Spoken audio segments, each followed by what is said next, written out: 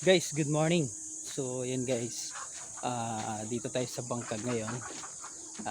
As usual, morning obligation natin. At ayun, napakain na natin yung ating mga alaga guys. At medyo dumadami-dami ng ating mga native na manok. At mayroon na rin tayong mga pato. At pwede nang katayin. So, yun.